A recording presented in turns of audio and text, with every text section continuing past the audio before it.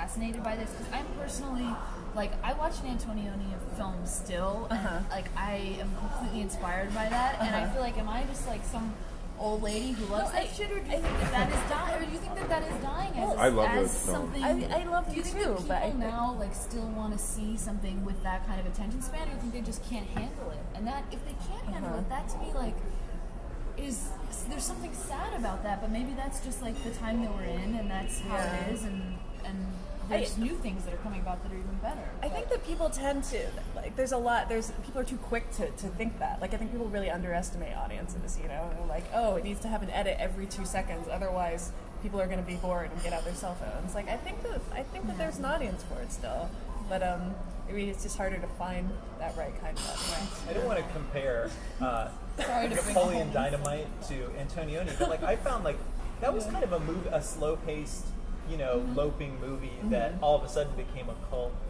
hit. I don't know. I mean, I guess I just wonder that I feel like people always fear that like the high art is dying and being replaced by something low and crude. Right, and like I think when movies were first invented, people thought that. You know, it's like, oh geez, no one's going to the opera or live theater anymore. They're going to see these silent movies with like Keystone Cops running around and like piano playing in the theater.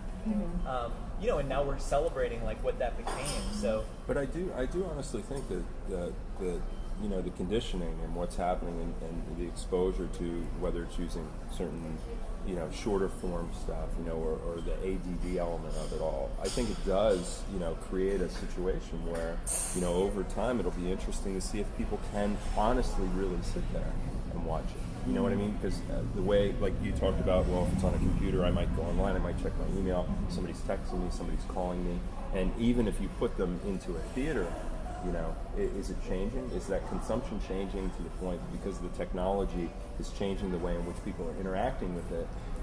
Is, you know, which moves back to the point you started with the idea of, you know, going back to the 1900s and something not being longer than 10 minutes.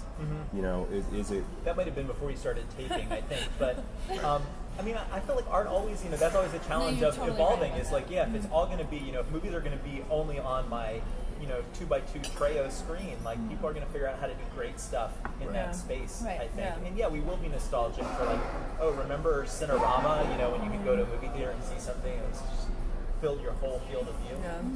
Yeah, but it's not, I mean, it's, the stuff now is just as exciting, and you can place a value on it. But it's different in a way.